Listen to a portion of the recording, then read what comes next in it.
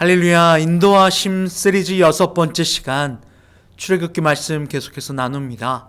출애굽기 2장 23절에서 25절까지 말씀입니다. 출애굽기 2장 23절에서 25절 함께 봉독합니다. 여러 해 후에 애굽 왕은 죽었고 이스라엘 자손은 고된 노동으로 말미암아 탄식하며 부르짖으니 그 고된 노동으로 말미암아 부르짖는 소리가 하나님께 상달된지라.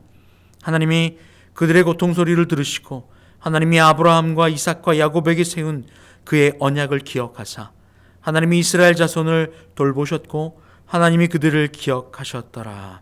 아멘. 할렐루야. 아멘. 하나님께서 우리를 사랑하십니다. 모세의 인생을 통해서 하나님께서 우리를 또 어떻게 인도하시는지 알기를 원합니다. 하나님은 우리를 하나님의 형상 따라 만들어 놓으셨습니다. 그 이유가 무엇이라고 말씀을 드렸습니까? 바로 하나님이 우리를 사랑하셔서 그 사랑의 표현으로, 사랑의 대상으로 우리를 창조하여 주셨습니다. 우리의 겉사람은 이 흙을 먹고 흙으로 살아가지만, 흙 위에 살아가지만 우리는 흙으로 살아가는 존재가 아닙니다. 이 땅에 있는 것으로만 살아가는 존재가 아닙니다. 우리의 육은 언젠가 사라지고 없어져 버릴 것이에요. 그런데 우리는 그것으로 끝나버리는 인생이 아닙니다. 우리는 하나님의 말씀으로 사는 사람들입니다. 하나님의 말씀이 하나님이며 바로 하나님과 영혼을 소통하며 그 사랑 안에 살아가는 자들입니다. 모세는 욱하는 심정에 자신의 형제들을 괴롭히고 매질하는 애굽 사람을 쳐 죽여버렸고 그것이 모두에게 탄로 났습니다. 탄로 나는 것으로 멈추는 것이 아니라 다 알게 되었어요. 애굽의 왕 바로도 알게 되었어요. 그리고 모세를 죽이려 합니다. 모세는 그 얼굴을 피하여 광야로 흘러갑니다. 그리고 여러 해가 지났다고 오늘 말씀은 이야기하고 있습니다. 모세가 애굽 왕 바로의 눈을 피하여 광야로 갔던 그 순간, 그 기간 동안 애굽 안에 살고 있던 이스라엘 백성들은 너무나도 고된 노역에 시달리고 있었어요. 환경의 짓눌림이죠. 환경의 고난이죠. 그 짓눌림과 억눌림과 그 기근 안에 눌림을 받던 그들에게 어떤 일이 일어납니까? 오늘 말씀은 여러 해 후에 애굽 왕은 죽었고 이스라엘 자손은 고된 노동으로 말미암아 탄식하며 부르짖으니 너무나도 고돼서 탄식하며 부르짖어요. 누구를요? 나를 구원하실 이 하나님을 말입니다. 고된 노동으로 말미암아 부르짖는 소리가 하나님께 상달된지라. 뭐라고 합니까? 하나님이 그들의 고통 소리를 들으시고 하나님이 아브라함과 이삭과 야곱에게 세운 그의 언약을 기억하사 하나님이 이스라엘 자손을 돌보셨고 하나님이 그들을 기억하셨더라. 왜요? 그들이 부르짖으니 하나님이 기억하셨대요. 하나님은 이들을 낮추시고 고되게 하신 이유가 무엇이래요? 낮추고 줄이게 하신 이유는 딱 하나입니다. 그들이 하나님을 멀리 떠난 그의 백성들이 주께로 돌아오는 거예요. 그런데 그냥 하나님 나 돌아갑니다가 아니에요. 그들의 삶이 그들을 억누르지 않으면 그들은 하나님께로 돌아올 가능성조차 없었어요. 그런데 그들의 삶이 그들을 누르니 그들의 환경이 그들을 고되게 하니 그제서야 하나님을 찾고 부르짖는 겁니다. 그러니 여러분 앞에 놓여진 환경이 하나님께로 돌아가게 되는 놀라운 축복인 줄 압니다. 할렐루야. 할렐루야. 너무나도 평안해요. 너무나도 순탄해요. 많은 사람들이 그 삶 가운데 젖어서 하나님을 떠나버립니다. 통계적으로도요. 점점 더 나라가 부강해지고 1인당 국민소득이 높으면 높을수록 여가를 찾아서 내 행복을 찾아 하나님을 떠나버립니다.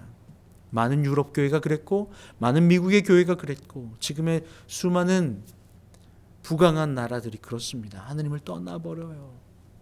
너무나도 평안하다 좋다 하니 하나님을 떠나버립니다. 내 것을 찾아 떠납니다. 그런데 그 가운데 오늘 말씀에서처럼 그들이 고된 노동으로 말미암아 탄식하며 하나님께 부르짖으니 내가 돌아가야 될 그분, 이 환경을 주장하시는 그분께로 눈을 돌리니 하나님이 그들의 음성을 들으시고 그들을 고쳐주시겠다 이야기합니다.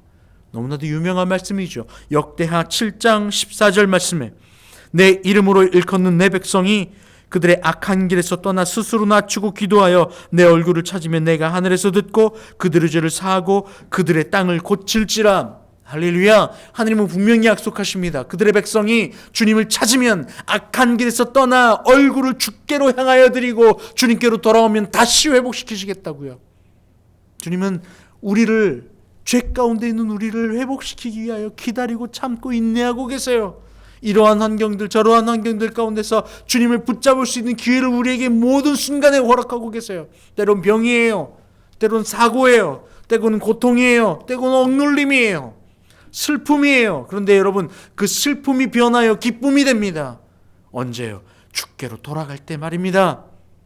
여러분, 세상에서 수많은 것을 다 얻고 천하를 얻고도 목숨을 잃으면, 생명을 잃으면 다 잃은 겁니다. 주께로 돌아가는 저희가 되길 원합니다. 악한 길에서 떠나 주께로 돌아가 주님을 부르짖으면 에레미야 33장 3절 말씀에 너는 내게 부르짖으라 내가 너에게 응답하겠고 내가 알지 못한 크고 은밀한 일을 내게 보이리라. 내게 부르짖으라. 주여. 주님이 나의 구원자 되십니다. 주여. 주님이 이 내 삶의 환경에 주권자 되십니다. 내 주변의 환경이, 사람들이 얼마나 내게 어렵고 힘들게 여겨지는 그 순간, 여러분, 그 순간 그 환경과 그 사람과 대적하여 싸우고 이기려고 다투지 마십시오. 그 순간이 바로 주께로 돌아가는 길입니다. 놀라운 기회예요. 고개 숙이고 무릎 꿇고 주님을 부르는 거예요. 주님, 악한 길에서 떠나 나를 낮추고 기도하여 주님을 부르짖고 얼굴을 찾습니다. 악한 길에서 떠나 주님을 구합니다. 그러면 어떻게 된다고요?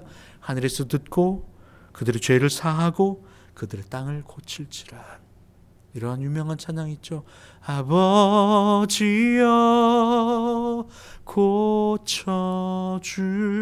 고쳐주소서 그 나라 주의 것 되게 하소서. 간절히 여러분, 그의 나라가, 그의 땅이, 여러분, 그게 문제가 아니라 그 땅은 바로 납니다. 주님, 내가 악한 길, 주님을 멀리 떠나 살았습니다. 주님, 이 환경이 나를 힘들고 고난하게 하고 어렵게 하는 이 순간이 이제 주님을 찾는 그 시간입니다. 지금이 그때입니다. 주께로 돌아가는 때요. 주님을 부를 만할 때인 줄 압니다. 시편 30편 2절 말씀에 여호와 내 하나님이여 내가 주께 부르짖으며 나를 고치셨나이다. 주님은 우리의 부르짖음, 주님을 찾는 마음, 주님께 노크하는 마음을 기다리고 계세요. 주께서 우리의 문 밖에 서서 노크하고 계시는 거예요. 문을 열면 내가 너와 들어가 함께 먹고 거하고 마시겠다. 문을 열기를, 부르짖기를, 주님께 마음을 열어 주님 임하여 주시옵소서라고 고백하기를 원하고 기다리십니다. 그러니 이스라엘 백성들에게 그 고된 노역의 시간은 오히려 하나님을 찾는 축복의 시간이 되었고, 그들이 애굽의 치하에서 세상의 한복판에서 하나님의 나라로 옮겨지는 놀라운 시작이 되었습니다. 그러니 그들의 주어진 환경의 그 고된 시간들은 오히려 그들에게 구원으로 가는 축복이었음을 여러분 기억하시길 바랍니다. 함께 기도합니다. 주님, 감사합니다. 우리에게 주어진 환경들, 그 환경은 주님을 부를 만한 때요, 주님께로 돌아가는 때요, 악한 길을 떠나 주께로 돌이켜 하나님께 고백하며 나아가는 시간인 줄 압니다. 그렇게 고백하면 우리들 모두에게 주님 찾아오셔서 고치시고 치료하시며 함께 하심으로 우리를 만져 주시옵소서. 감사함이 예수님의 이름으로 기도합니다. 아멘. 이제는 우리 주님 예수 그리스도의 은혜와 아버지 하나님의 그 크신 사랑하심과 성령의 교통하심이 이 시간 악한 길에서 떠나 주님께로 향하여 주님을 부르짖기를 원하는 주님의 모든 자녀들 위해 이제부터 영원토록 함께 하시기를 간절히 축원하옵나이다. 아멘.